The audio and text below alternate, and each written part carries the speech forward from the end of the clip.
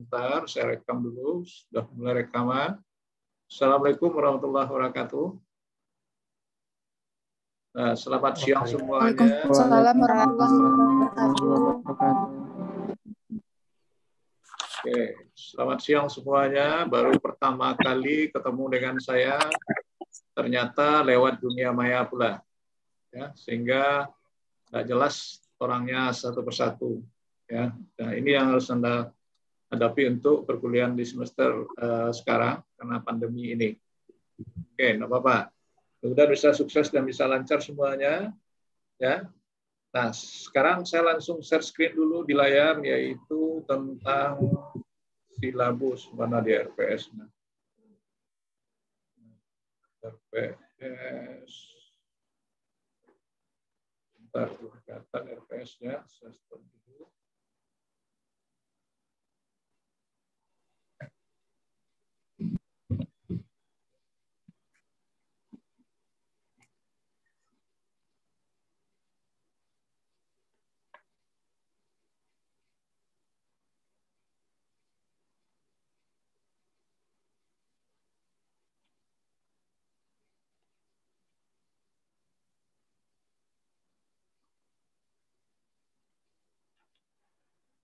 Oke, lihat di layar Anda nanti akan keluar presentasi saya, yaitu masalah RPS.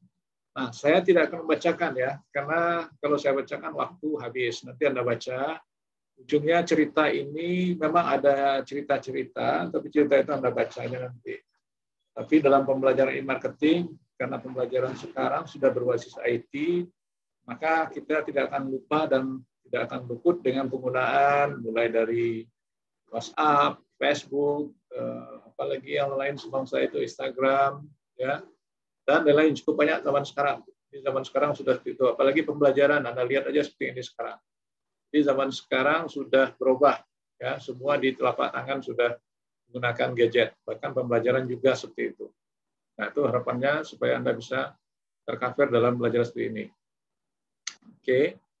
Nah, sekarang dari materi ini, Anda harus menyediakan semacam HP Android seperti yang ada sekarang ini, termasuk komputer juga sudah standby nanti, mana tahu saya minta tolong dipraktekkan langsung.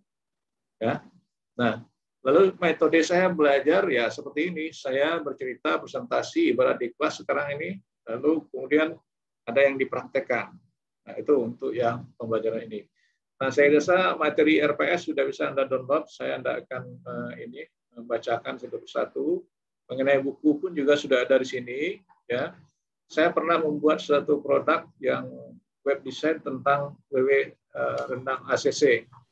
Nah, silakan aja nanti Anda lihat yang seperti itu. Bisa Anda mempelajari lebih lanjut dan tujuan akhirnya memang seperti itu nanti dalam pembelajaran kita. Oke, itu mengenai RPS. Saya tidak akan pernah menanganya dalam ujian apa itu marketing, apa dan segala macamnya. Tapi dari awal kita akan melihat dulu dengan materi saya. Oke. Nah, untuk perkenalan cukup seperti itu ya. Nama saya Idwar, sudah Anda pahami. Nanti lihat profil saya di mana saja. Oke, kita lanjut dulu dengan slide saya yang pertama. Yaitu ini. Nah,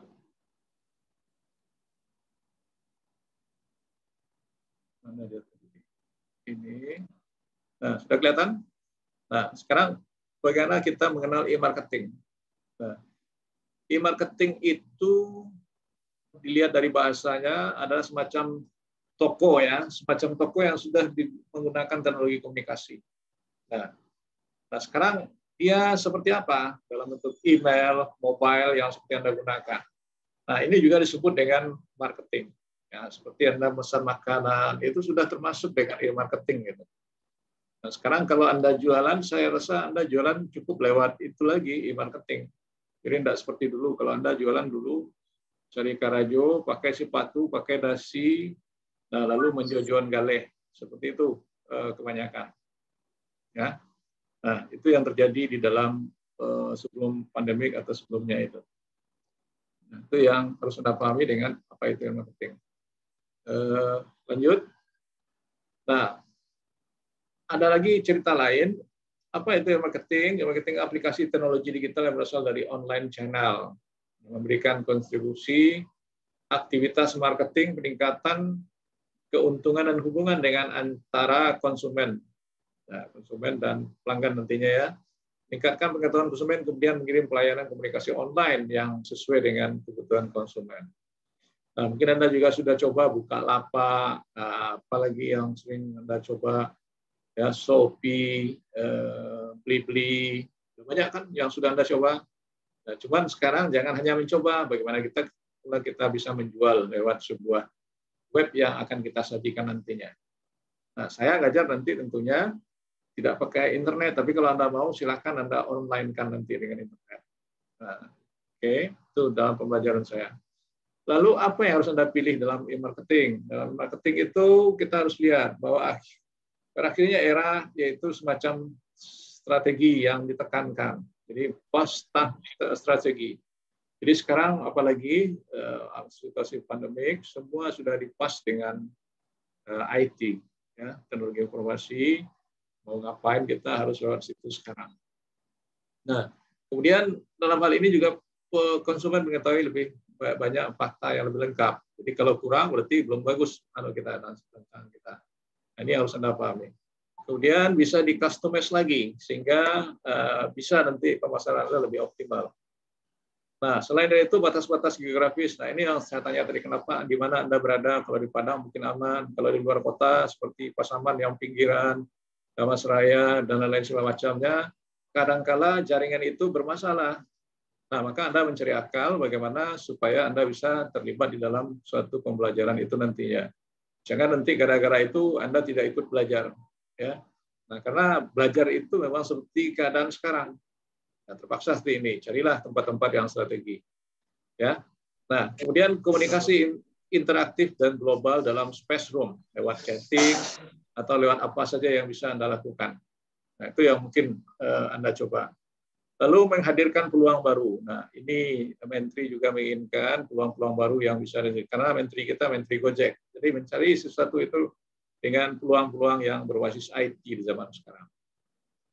Good. Tujuan di e-marketing apa? Bagaimana kita mengidentifikasi, mengantisipasi, dan melihat statistiknya dari suatu pemasaran kita nantinya. Jadi apa yang harus kita perhatikan dalam sebuah e-marketing, dan bagaimana mengantisipasinya, dan melihat suatu statistik yang berkembang saat sekarang ini. Ya, nah itu yang harus Anda pedomani di dalam mempelajari tujuan e-marketing ini. Berikut,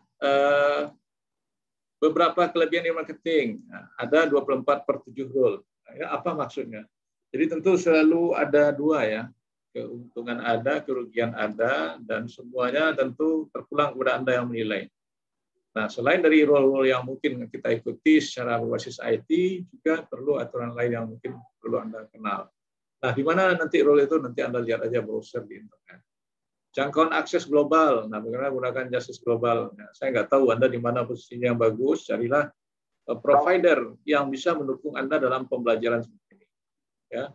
Lalu biaya pembangunan pengembangan jaringan yang sangat efisien. Jadi nanti Anda kalau membangun sebuah e-marketing, nah, carilah jaringan yang sangat efisien dan dibanding dengan offline business concept.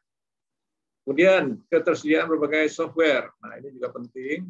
Sesuai ke apa istilah saya, compatible antara komputer dan aplikasi yang digunakan sekarang. Ya. Nah, apakah di HP Android Anda tercover enggak semuanya? Nah, kalau enggak berarti Anda harus mengalihkan hardware, software yang ada di sana nantinya. Kemudian membangun interaktif dan komunikasi aktif atau dikenal dengan CRM. Nah, ini penting ya, walaupun kita tidak bicara mulut langsung, atau tergantung Anda. Kalau Anda mau bicara mulut, rekam, kirim lagi. Atau seperti saya ngajar, ini saya cerita sendiri suatu ruangan, lalu saya rekam lewat suatu channel, namanya Zoom Meeting ini. Nanti linknya saya kirim lewat link YouTube. Itu bisa saja. Ya. Nah, tidak memerlukan physical space secara luas. Nah, ruangan saya tidak terlalu besar. Misalnya background belakang yang saya ganti. Sehingga kelihatannya saya dalam suatu rumah mewah atau gedung mewah. Padahal saya di ruangan yang tidak seperti Anda bayangkan itu. Oke. Nah, beberapa kerugian dan ancaman dalam e-marketing.